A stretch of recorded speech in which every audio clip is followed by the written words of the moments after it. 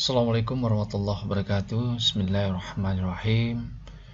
Para peserta Basic Safety Training yang saya banggakan, syukur alhamdulillah kita bisa berjumpa lagi di dalam pembelajaran kita tentang firefighting, lanjutan dari pembelajaran yang mungkin sudah disampaikan oleh instruktur atau pengajar pada hari yang sebelumnya.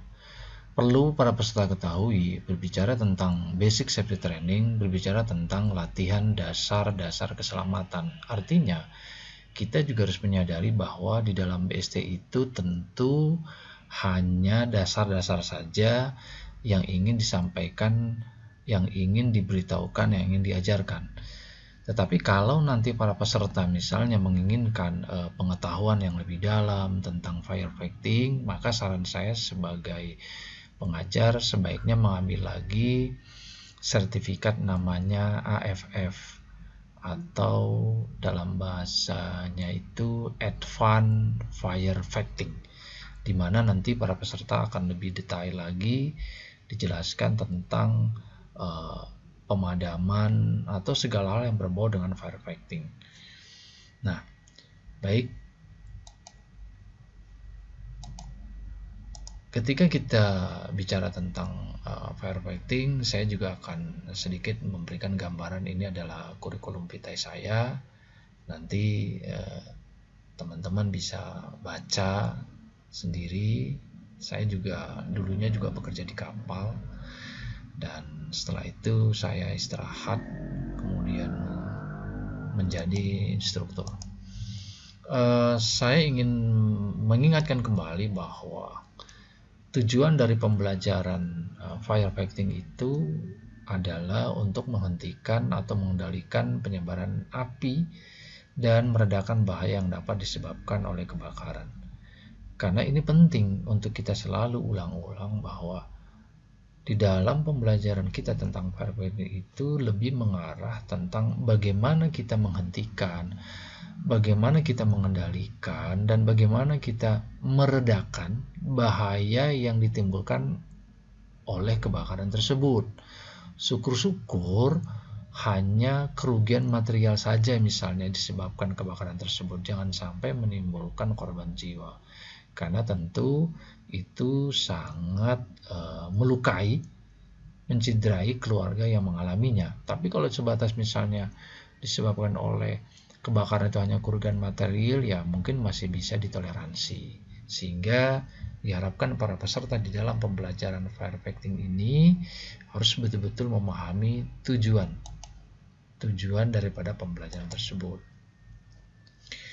Terlepas dari itu, ketika kita bicara tentang pemadaman kebakaran, kita juga tidak pernah lepas dari segitiga api, yang mana mungkin sudah pernah disinggung, tapi tidak ada salahnya saya menyinggung lagi sedikit bahwa segitiga api itu terdiri dari oksigen, bahan bakar, dan panas. Ketiga hal ini apabila dia menyatu, maka pasti menimbulkan kebakaran.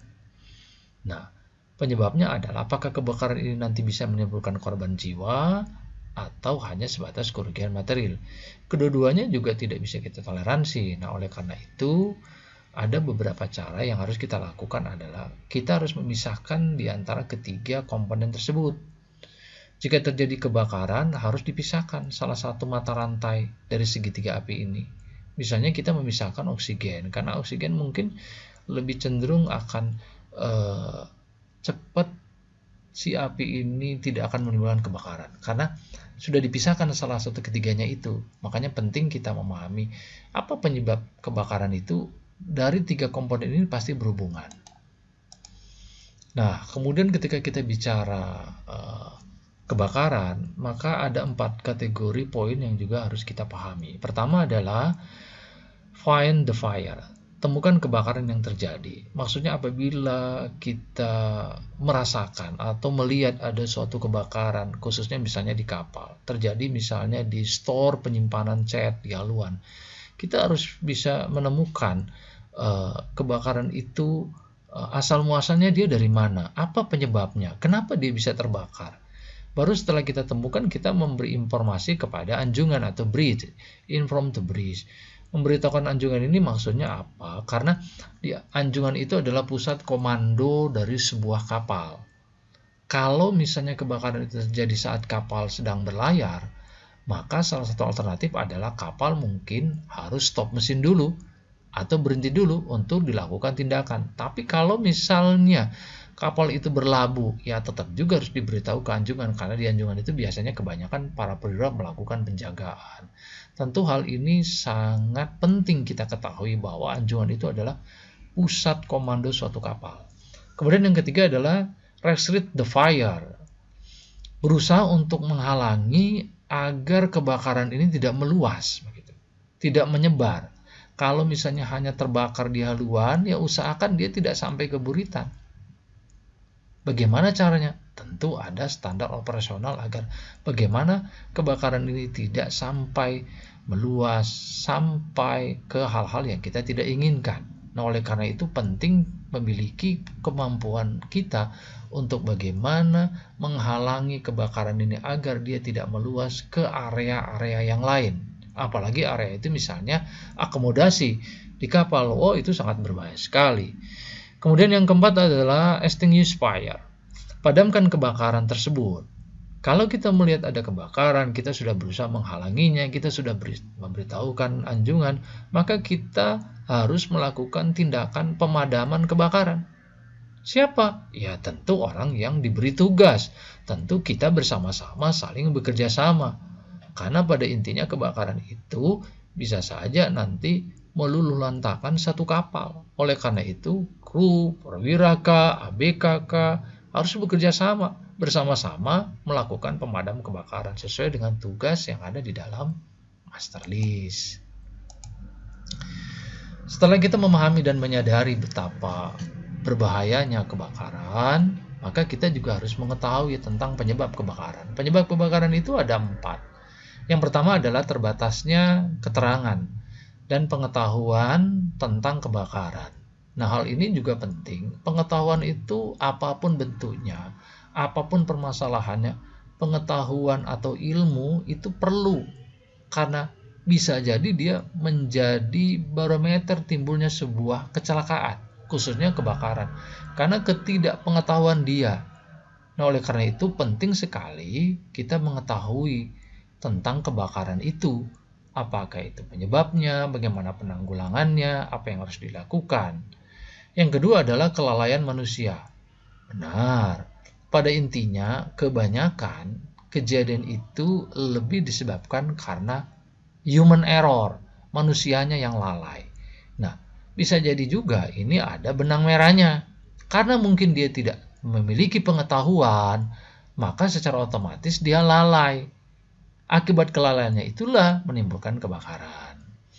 Yang ketiga adalah kesengajaan. Unsur ini juga berhubungan dengan nomor 1, nomor 2. Karena ketidaktahuan dia, karena ketidakmemilikan ilmu dia tentang kebakaran, maka dia lalai. Nah, bisa jadi kelalaiannya itu karena dia sengaja atau tidak sengaja. Tapi ketika kita berbicara tentang kesengajaan, bisa jadi juga mungkin ada unsur sabotase, mungkin ada unsur sentimen, sehingga mungkin dia sengaja. Sering kita mendengar, kadang-kadang ada rumah sengaja dibakar, supaya mungkin mendapatkan asuransi. Bisa jadi juga mungkin kapal. Tetapi hal itu tentu akan dipikirkan matang-matang, karena bisa saja itu menimbulkan korban atau menimbulkan kerugian. Tapi ada benang merahnya juga antara pengetahuan, kelalaian manusia, dan kesengajaan. Itu ketiga hal yang juga sangat berhubungan erat. Yang keempat adalah alam. Faktor alam ini sulit kita prediksi, karena berbicara alam itu berbicara yang maha kuasa.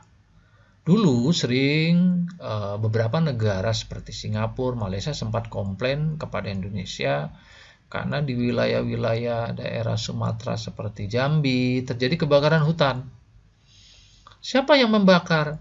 Apa yang menyebabkan kebakaran? Nah, selidik punya selidik, karena saat terjadi kebakaran hutan itu, pemicunya adalah kemarau yang panjang. Mungkin saat kebakaran itu memang bulan yang terjadi di Indonesia itu adalah bulan yang menunjukkan indikasi iklim kemarau atau musim kemarau. sehingga panas yang berlarut-larut menimbulkan kekeringan daun dan pada akhirnya terbakar. Nah, setelah terbakar, disebabkan oleh alam tadi. Mungkin ditiup lagi angin hingga menimbulkan asap, dan asap itu kemana-mana, lintas negara.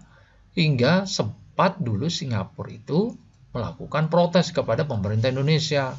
Beliau mengatakan, ini karena kebakaran hutanmu inilah membuat kami asap, menimbulkan kabut, membuat kami sesak napas.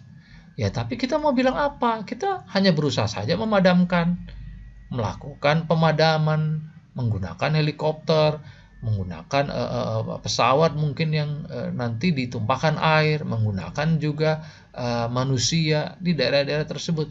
Tapi kita juga bukan unsur sengaja, tapi memang alam itu tidak bisa kita prediksi, karena bisa saja tersulut akibat kemarau yang berkepanjangan. Nah, setelah kita mengetahui penyebab kebakaran, adanya kebakaran, maka inti daripada itu semua adalah pencegahan dan pemadaman kebakaran. Fire prevention and firefighting. Oleh karena tujuan utama training ini adalah diharapkan para peserta betul-betul memahami pengetahuan pencegahan kebakaran, B. mampu memerintah, mengorganisasi dan mengendalikan operasional pemadaman kebakaran di kapal bila hal itu terjadi. C. mampu melaksanakan pemeriksaan dan merawat peralatan pemadam yang ada di kapal. Nah, ketiga hal ini memang sangat berkaitan. Pengetahuan kita, pemahaman kita, ilmu pengetahuan kita tentang pencegahan kebakaran itulah, dari situlah kita bisa memahami apabila terjadi perlu ada yang mengorganisasi sehingga bisa mengendalikan kalau misalnya terjadi kebakaran itu di kapal. Misalnya di suatu tangki terjadi kebakaran disebabkan mungkin pekerjaan panas atau free gas yang tidak maksimal, khususnya di kapal-kapal tanker. Nah, kita sudah tahu apa yang harus kita lakukan. Kita sudah bisa memahami apa yang harus kita perbuat ketika hal itu terjadi. Kenapa? Karena kita sudah memiliki pengetahuan, memiliki pemahaman tentang bagaimana mengorganisasi tim ketika terjadi kebakaran itu, tentang bagaimana kita melaksanakan pemeriksaan di dalam peralatan-peralatan khususnya yang berhubungan dengan pemadam kebakaran. Walaupun kita juga sama ketahui bahwa di kapal itu ada yang namanya Molim 3. Molim 3 ini secara langsung dia bertanggung jawab terhadap alat-alat keselamatan. Salah satunya juga adalah alat-alat keselamatan yang berhubungan dengan kebakaran. Dia memang yang bertugas dan bertanggung jawab. Tapi yang namanya bahaya itu tugas tanggung jawab bersama.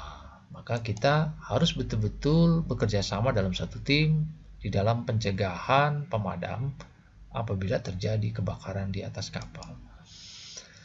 Tujuan keselamatan kebakaran. Yang pertama adalah mencegah terjadinya kebakaran dan ledakan. Seringkali kebakaran itu berbarengan dengan ledakan. Seringkali juga ledakan berbarengan dengan kebakaran. Tergantung jenis apa yang menyebabkan kebakaran tersebut. Yang kedua adalah menurunkan risiko kecelakaan yang disebabkan oleh kebakaran. Ento sudah terjadi kebakaran, dan kemungkinan misalnya ada kecelakaan yang disebabkan oleh kebakaran itu, kita berusaha menurunkan. Kalau misalnya dia manusia misalnya, dia terkena kecelakaan disebabkan kebakaran, mungkin ada cedera pada bagian tubuhnya, kita berusaha untuk menurunkan risiko itu dengan melakukan tindakan-tindakan yang mungkin bisa mengurangi rasa sakit dia misalnya. Maka itu penting, menurunkan risiko kecelakaan yang disebabkan oleh kebakaran. Siapa? Kalau dia manusia, kita berusaha melakukan pengobatan. Kita bawa dia ke tempat yang kira-kira memang memungkinkan dia bisa aman dari kecelakaan atau kebakaran yang terjadi pada dirinya. Yang ketiga adalah melakukan kontrol adanya ledakan dalam kompartemen kapal.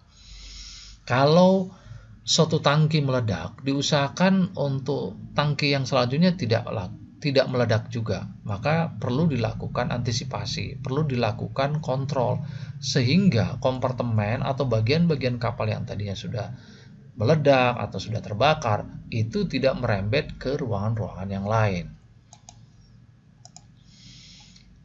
Di samping penyebab kebakaran, kita juga harus betul-betul memahami bahwa yang namanya api itu perlu kita akali agar dia tidak meluas, agar dia tidak menyebar, agar dia tidak semakin membesar dan bisa terjadi hal-hal yang kita tidak inginkan. Ada beberapa metode, yaitu metode isolasi atau isolasi, penguraian dan pendinginan. Ketiga hal ini penting kita harus pahami. Tetapi juga perlu diketahui bahwa gambar yang saya tampilkan ini adalah sebagian kecil bagaimana caranya kita melakukan isolasi terhadap sebuah kebakaran, penguraian terhadap sebuah kebakaran, pendinginan terhadap sebuah kebakaran, yang mana nanti di dalam pemahaman kita ini kita harus betul-betul mengerti dan paham betul apa yang harus kita lakukan apabila terjadi kebakaran. Ketika kita juga bicara tentang api itu terbagi menjadi 4 atau class of fire. Kelas A itu lebih terindikasi penyebab kebakarannya adalah dari bahan-bahan kayu, bahan kertas, karet, dan plastik lainnya. Kelas B lebih cenderung penyebab terjadinya kebakaran itu disebabkan oleh bensin, minyak pelumas, cat pernis, dan gas yang mudah terbakar. Kelas C lebih cenderung kebakaran itu disebabkan oleh peralatan elektronik seperti konsleting, listrik, dan sebagainya. Kelas D lebih memposisikan tentang cium hal-hal yang mungkin juga bisa seperti sodium, titanium, bahan-bahan kimia. Itu juga bisa menimbulkan kebakaran. Tentu kita paham sehingga nanti di dalam metode pemadaman kita harus pas dengan apa penyebab si api ini terbakar, sehingga kita tidak salah di dalam melakukan pemadaman. Kita juga tidak salah menggunakan alat, karena jangan sampai kelas A kita pakai menggunakan dengan kelas D. Nah, hal ini nanti akan terjadi ketimpangan. Perlengkapan pemadam kebakaran juga perlu kita ketahui. Berbicara tentang perlengkapan pemadam kebakaran, pengertian APAR atau alat pemadam api ringan adalah alat pemadaman yang bisa dibawa atau dijinjing dan digunakan dioperasikan oleh satu orang. Artinya ini semacam botol pemadam. Di mana botol pemadam ini, kalau dalam gambar itu kita bisa lihat yang mana mungkin seseorang bisa mengangkatnya karena beratnya juga di kisaran 0,5 sampai 16 kilo. Ya, itu mungkin bisalah kita bawa. Tidak terlalu berat. Kita perlu tahu bagaimana cara menggunakannya, bagaimana cara tindakan yang harus kita lakukan ketika kita sudah memegang peralatan APAR tersebut. Itu juga yang harus kita pahami bersama dan harus kita mengerti. Nah, APAR ini perlu kita ketahui, teman-teman sekalian atau para peserta sekalian. Kapal itu dia beroperasi hampir 95% sampai 99% di air asin. Ada sih beberapa kapal juga yang beroperasi di air tawar. Nah, satu hal yang perlu diketahui bahwa ketika dia berada di air asin itu akan timbul berkarat, karena sebagian besar juga ada beberapa peralatan pemadam kebakaran itu ditaruh di luar atau di dek. Nah, ini perlu kita lakukan perawatan atau pemeriksaan. Misalnya membuka bagian APAR, memeriksa bagian APAR, membersihkan bagian yang kotor, memasang kembali, pengisian ulang, penekanan ulang bila perlu, hidrostatis tes. Nah, pada gambar ini ada beberapa petugas yang memang bertugas untuk melakukan perawatan dan pemeriksaan. Penting ini, bagaimana kita mau melakukan sebuah pemadaman kalau kita sendiri tidak merawat peralatan untuk pemadaman tersebut. Maka peserta harus betul-betul memahami bagaimana cara merawat dan memeriksa alat-alat yang berhubungan dengan pemadaman kebakaran. Ini adalah cara atau metode menggunakan APAR. Nah, APAR yang jinjing tadi, ketika terjadi sebuah kebakaran, perlu teman-teman perhatikan gambar tersebut. Ketika kita memadamkan api menggunakan APAR, jangan terlalu dekat. Atur jarak yang pas. Tanda silang itu menunjukkan dia terlalu dekat dan ini bisa berbahaya. Dan yang kedua, usahakan harus mengikuti arah angin. jangan melawan arah angin. Dan ini sangat berbahaya karena kalau kita melawan arah angin nanti kita bisa terjilat api, kemungkinan juga bisa kita terbakar. Kemudian atur sudut, kurang lebih antara 30 derajat sampai 60 derajat. Dan jangan menyiram ke lidah apinya, tetapi sumber dasar api atau bagian bawah api tersebut adalah yang harus kita padamkan. Dan gambar yang kedua ini adalah ditunjukkan bagaimana cara kita menggunakan apar itu. Pertama, tarik kunci pengaman, arahkan ke dasar api, tekan gagang, sapukan dari sisi di mana api itu dia mengikuti arah angin. Karena itu penting sekali, karena kita ini menggunakan apar, dan apar itu ya mudah kita bawa. Tapi kalau kita nggak ngerti bagaimana cara menggunakannya, ya percuma saja. Ini adalah beberapa teknik dan taktik pemadam kebakaran. Ketika kita memadamkan api dalam suatu ruangan, usahakan kita jangan sekali-sekali api ini menjilat kita. Maka dipergunakanlah teknik dan cara yang mana nanti para peserta juga mungkin akan mengalami yang namanya praktek. Di praktek itu nanti seperti di gambar yang di sebelah kanan saya ini adalah orang yang praktek dituntun oleh instruktur dengan menggunakan metode spray tirai besar di mana untuk memadamkan api. Nah, pada prinsip latihan inilah yang nanti yang harus kita sadari bahwa ilmu yang kita dapatkan ini mudah-mudahan kalau terjadi, tapi ya harapan saya sih tidak terjadi, jangan sampai terjadi lah ya. Karena biasanya latihan dengan kondisi yang sebenarnya itu bisa saja berbeda.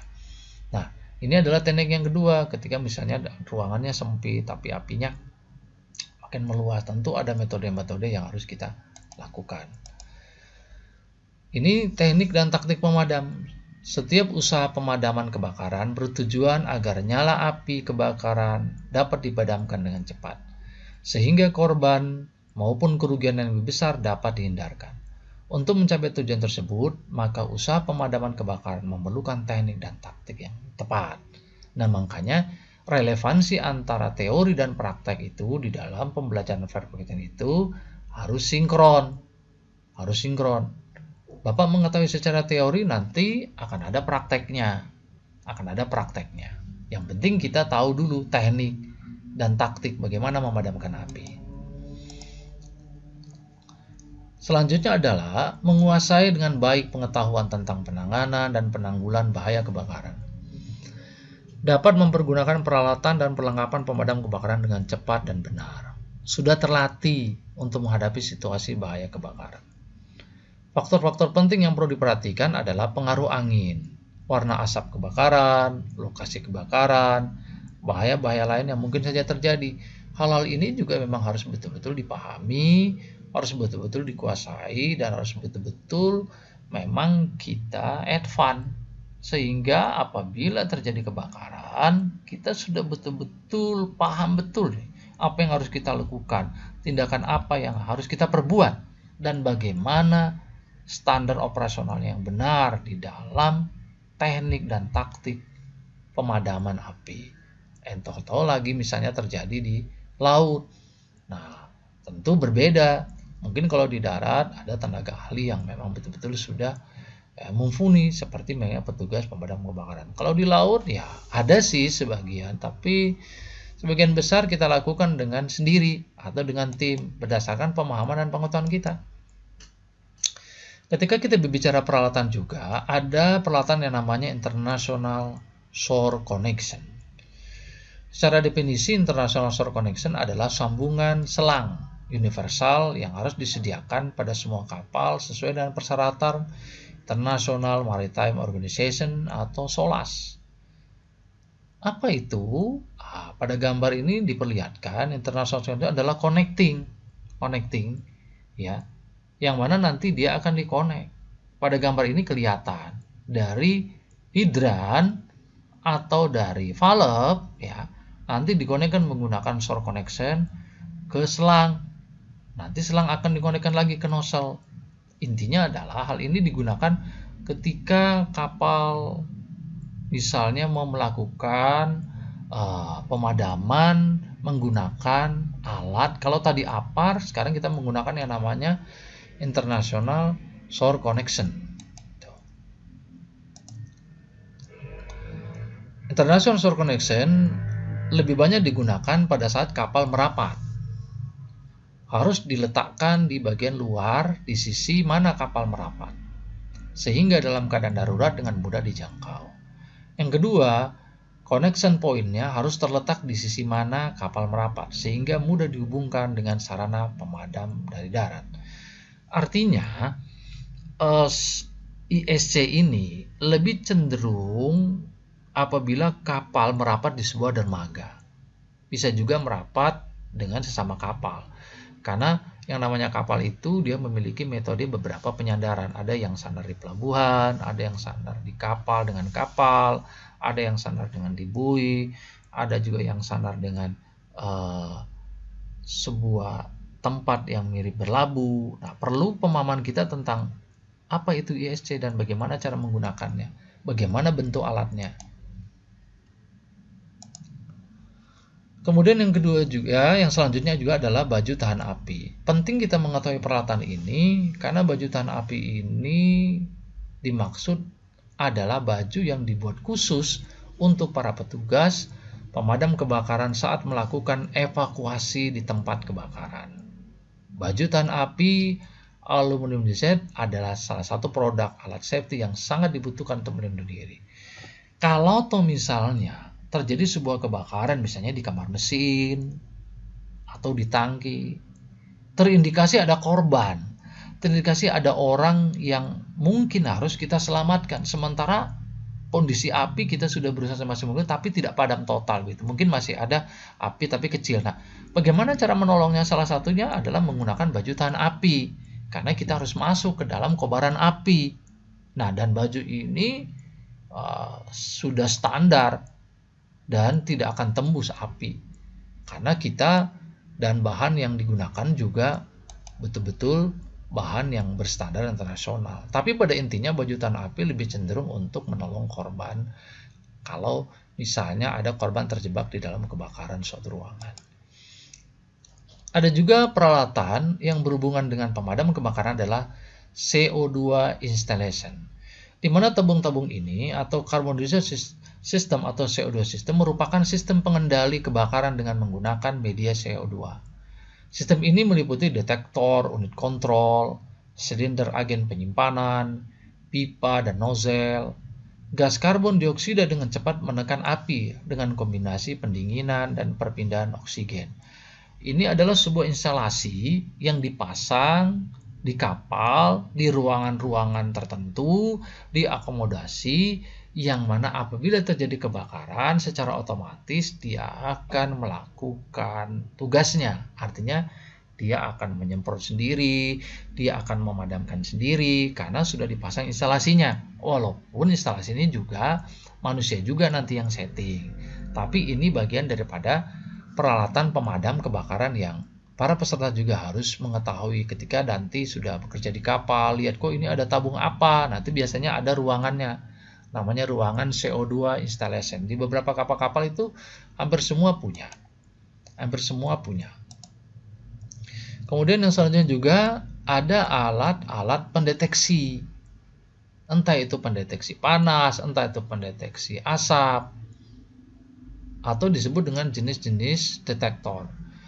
Ada yang namanya fire detector atau detektor kebakaran. Adalah suatu alat yang memiliki fungsi khusus untuk mendeteksi secara dini gejala-gejala kebakaran. Jadi kebakaran akan cepat diketahui dan bisa segera dieksekusi atau dipadamkan. Dengan seperti itu akan membuat orang-orang di sekitar menjadi aman dan meminimalisir kerugian. Namanya dia hot detector, dia pendeteksi panas. Bentuknya dia macam-macam. Tapi sering kita melihat ada yang bentuknya yang mungkin orang mengira dia smoke detector. Padahal sebenarnya dia juga bisa kombinasi, bisa smoke, bisa juga hot. Tapi ada yang gambar yang di bawah ini, yang satu ini, dia lebih cenderung kepada hot detector. Nanti dia kalau ada panas, dia pecah. Beberapa hotel sering menggunakan itu. Kalau di kapal lebih cenderung hot detector itu di kamar-kamar mesin, tapi kalau di kamar-kamar, di gang-gang, di anjungan, atau di beberapa tempat-tempat itu lebih cenderung kepada smoke detector yang miripnya dia kayak yang ditempel di langit-langit seperti itu. Tapi intinya peralatan ini juga penting untuk mendeteksi secara dini tentang adanya gejala kebakaran. Yang selanjutnya adalah fire alarm. Nah, apa itu fire alarm? Fire alarm adalah alat untuk mendeteksi kebakaran seawal mungkin, sehingga tindakan pengamanan yang diperlukan dapat segera dilakukan. Alarm kebakaran akan berbunyi bila mana satu, ada aktivasi manual alarm, manual break glass, atau manual call point. Sering kita melihat di beberapa dinding kapal atau di beberapa ruang-ruangan itu ada yang memang harus kita pecahkan dia atau kita pencet. Yang selanjutnya ada aktivasi dari detektor panas maupun asap seperti yang di awal saya katakan. Yang ketiga ada aktivasi dari panel control room. Nah, seperti apabila dulu ketika saya bekerja di kapal penumpang, apabila terjadi ada indikasi kebakaran, apabila ada terjadi indikasi panas, asap yang berlebihan, nah fire control yang ada di anjungan, baik itu di kamar mesin, itu langsung menunjukkan ada indikasi terjadi kebakaran. Dia langsung memberitahu ruangannya di mana, apa penyebab kebakarannya. Maka penting sekali dan alarmnya juga secara otomatis langsung berbunyi. Karena dia sensitif. Maka kita yang ada di kapal serta-merta akan tahu, oh ini bunyi kebakaran. Oh ini bunyi yang menunjukkan ada suatu kejadian yang namanya kebakaran. Dari bunyi alarm tersebut, dari itulah maka kita bisa melakukan tindakan-tindakan preventif seperti itu. Kemudian yang selanjutnya ada juga yang namanya emergency fire pump atau yang disebut pompa pemadam kebakaran darurat, yaitu alat keselamatan yang harus ada di atas kapal yang berfungsi untuk memadamkan api apabila terjadi kebakaran di atas kapal. Dan pompa tersebut menggunakan tenaga penggerak utama motor diesel. Nah, kalau para peserta lihat pada gambar yang saya tampilkan ini adalah contoh salah satu emergency fire pump yang ada di kapal. Semakin besar kapalnya, maka semakin besar pula, semakin banyak pula. Dan dia digerakkan menggunakan motor diesel. Tentu memiliki tekanan dan dorongan air yang besar. Tentu ini merupakan suatu keharusan untuk sebuah kapal. Kemudian ada juga sebagian perlengkapan pemadam kebakaran itu selang dan nosel. Nosel pemadam adalah sebuah alat untuk mengendalikan tekanan air yang berlebih atau tekanan air yang besar, sehingga air bisa menyemprot dengan kuat dan api pun akan segera padam. Alat ini dipasang di ujung selang pemadam kebakaran. Para peserta bisa melihat gambar yang saya tampilkan. Ini adalah gambar selang, ini adalah gambar nosel.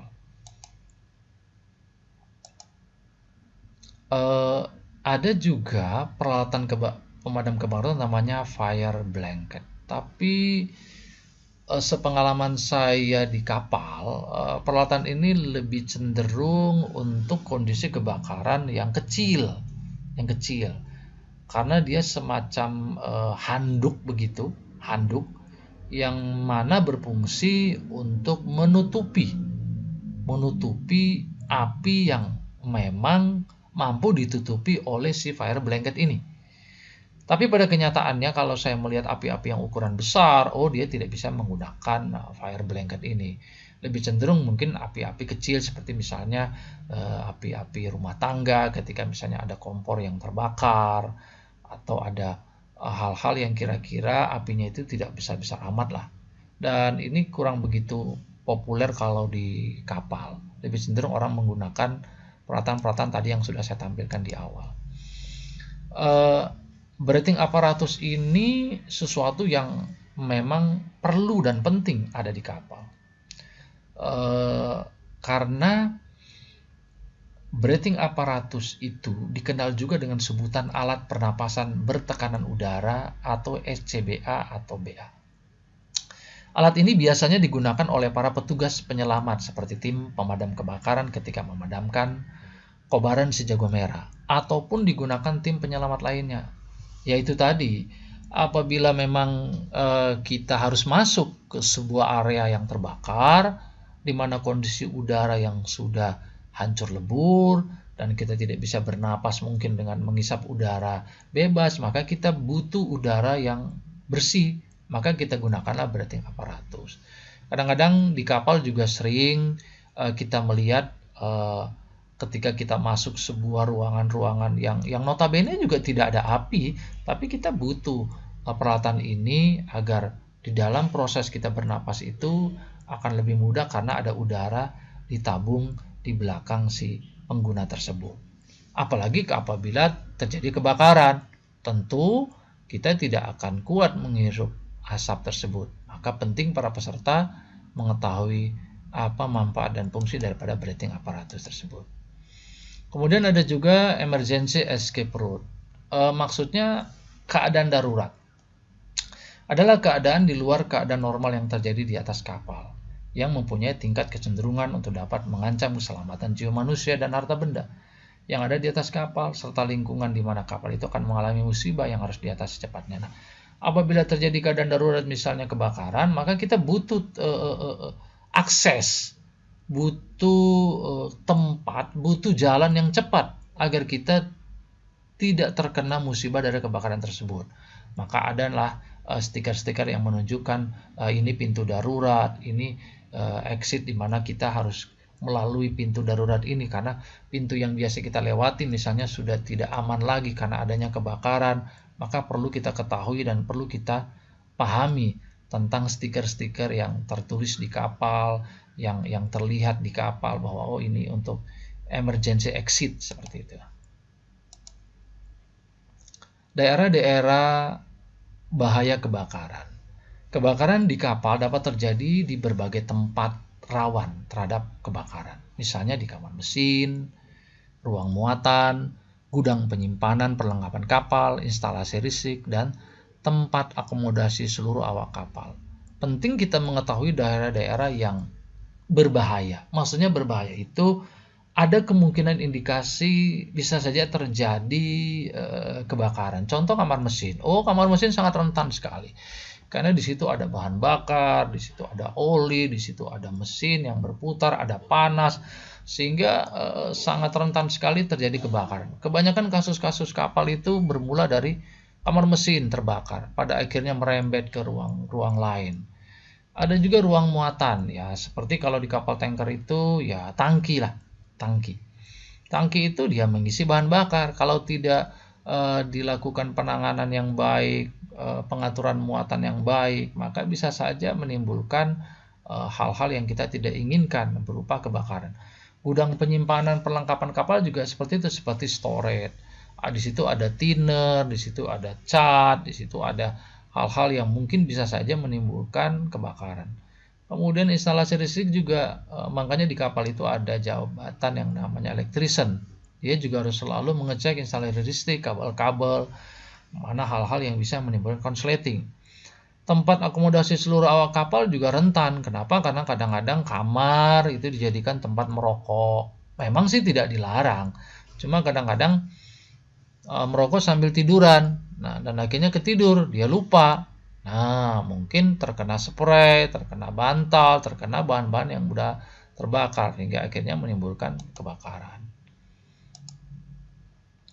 Setelah kita memahami tentang penyebab kebakaran, kemudian kita juga memahami tentang peralatan-peralatan apa yang sudah digunakan, maka kita juga harus paham bahwa di kapal itu ada tim pemadam kebakaran yang tertulis di dalam master list atau sijil darurat. Siapa mereka?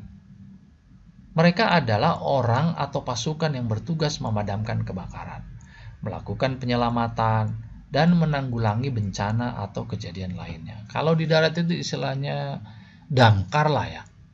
Damkar atau petugas pemadam kebakaran. Biasa sering kita lihat dia kalau jalan tuh ada mobilnya warnanya merah, ada sirene, dan mereka orang-orang yang terlatih.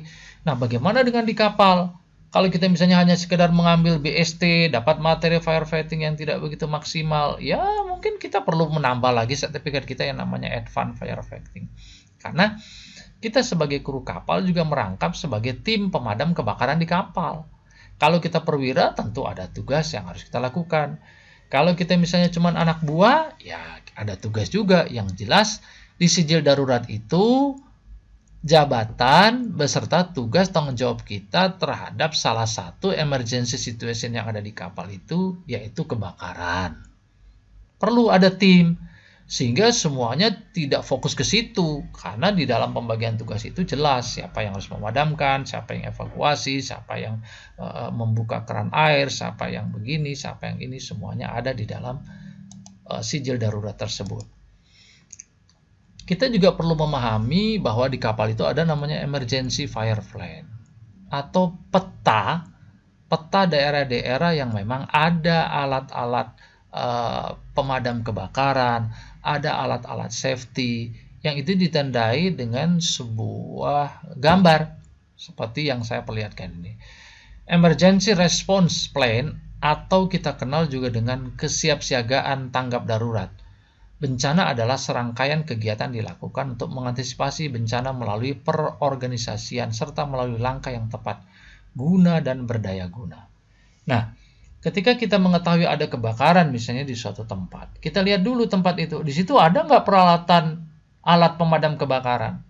Dari mana kita lihat? Nah, ada di dalam fire plane. Ada. Kalau di kapal itu gambarnya itu dia ada kayak peta.